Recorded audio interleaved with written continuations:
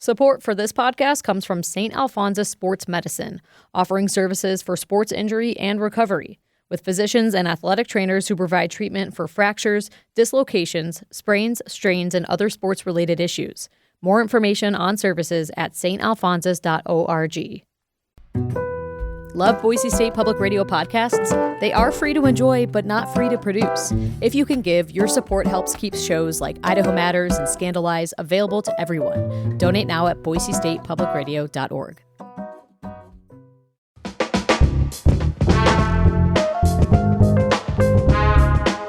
This is The Connector, Idaho Daily News from Boise State Public Radio. I'm Troy Oppie. Thanks for listening. Here are this morning's headlines. The city of Boise is hitting the brakes on a much-touted water recycling facility plan. Dozens across Idaho are sick after consuming raw milk, and it'll be a double helping of rice on the Boise State men's basketball bench. We start this morning in the city of Meridian, where Mayor Robert Simison yesterday delivered the annual State of the City address, celebrating improvements in transportation, public safety, parks and recreation access, and development downtown. But he also skewered state lawmakers, who Simison says continue to pass legislation that is harmful to, quote, businesses, residents, and cities. Much of what they considered was driven more by politics than policy, and the practical effects made our jobs harder and your lives more complicated without meaningful benefit in return. Simison says recent legislation reining in how the city can tax its growth is costing Meridian $2 million in lost revenue each year.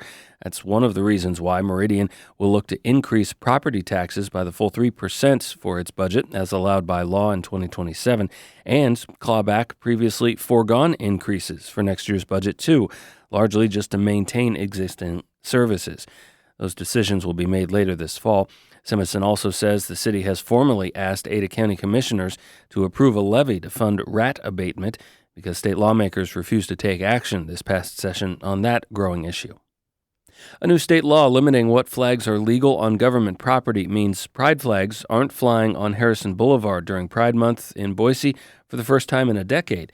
Steffi Puerto reports on how some residents are hoping to still get the rainbow colors out this month. Boise resident Jordan Hall says he's fighting for representation. It's visibility for everybody that needs that visibility or needs that reassurance. He's asked the city for a temporary permit to put LGBTQ flags up during Pride Month. It doesn't totally eliminate all free speech in spaces and in cities. It just limits what they define as permanent versus temporary. Boise denied his request. I think the city is going to find themselves on the wrong side of this battle. The city said he could wrap trees in rainbow ribbons instead. Hall says the ban reminds him of the many times the flags have been vandalized in the past years. I feel the same exact emotions today where, we're allowing those flags to be taken down.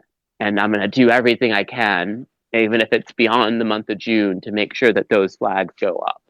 Even if it's just one day in June, I will fight, and I'm not going to stop.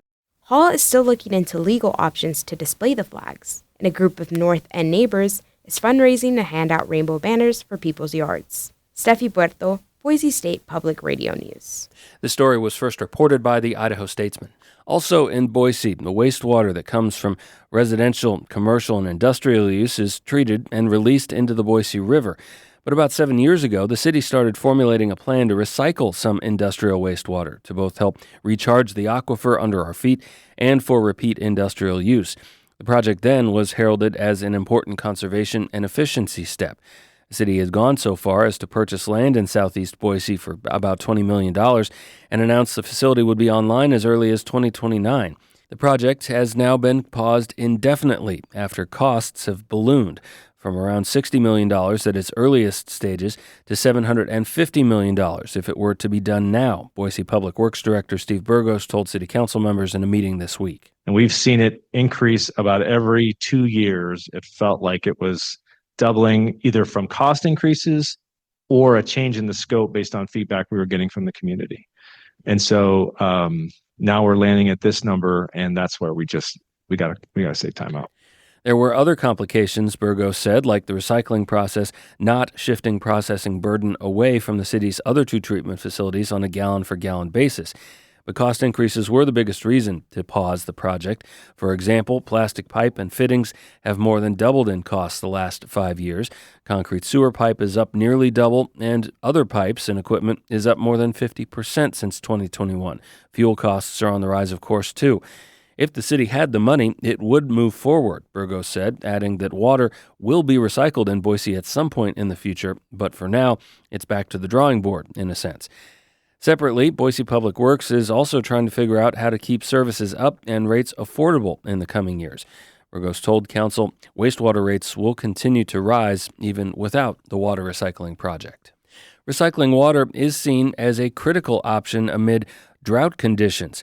Homeowners in the West have been encouraged to save water as many areas are experiencing drought right now. But as the Mountain West News Bureau's Yvette Fernandez reports, experts say changes in how farmers and ranchers use water might make a bigger impact.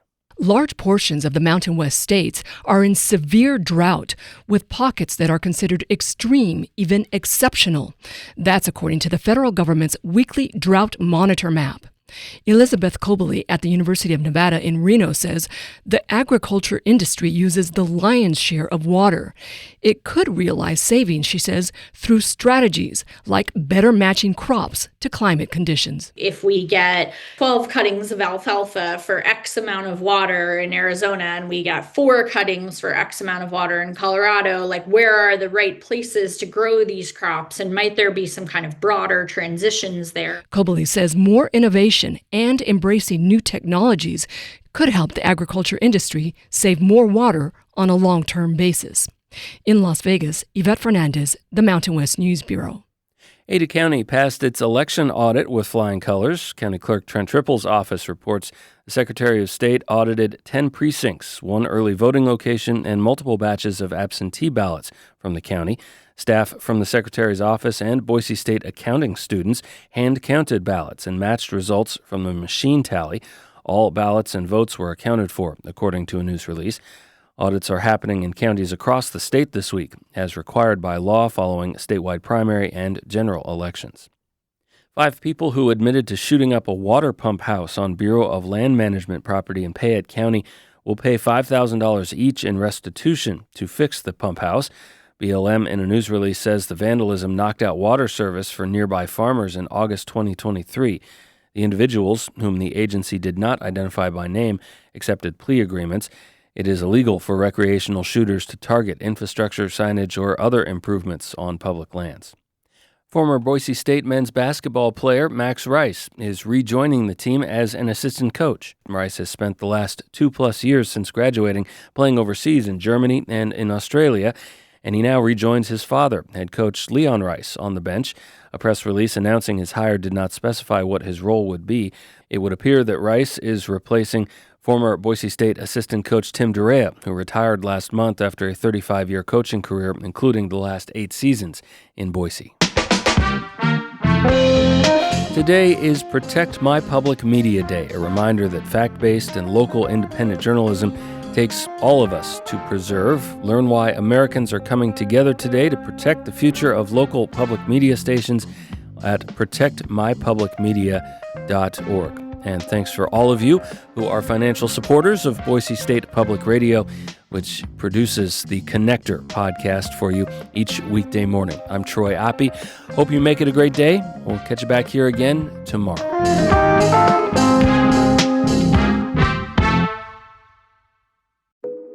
Each story you hear on Planet Money starts with a question.